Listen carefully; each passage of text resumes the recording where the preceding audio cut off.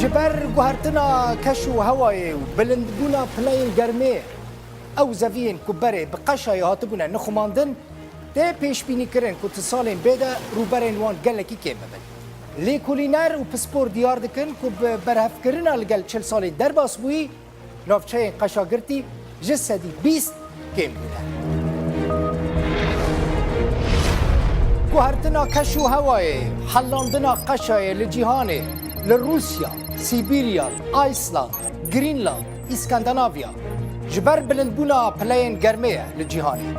گرمایا تند دنیا حلاندیه اف گوهرتن مترسی و خطره که مزنجی بخورتین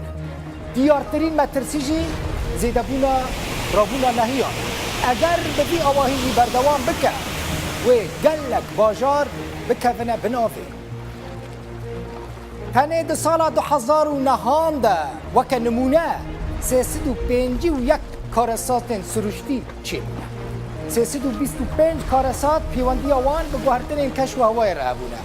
وان کارسات سروشتی زیان گیهان دیه 142 میلیون کس 139 میلیون کس جوان جبر گوهرتن کشف و هوای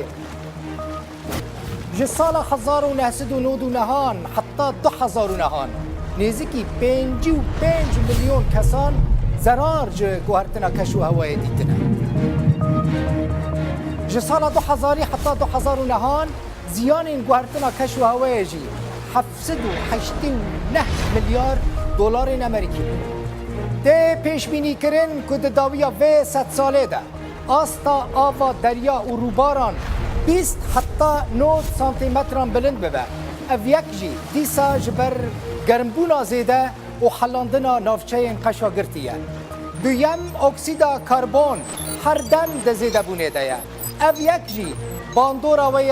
راست یکسر لسر گمبونا اکسیژینه چه دکه نها دویم اکسیدا کربون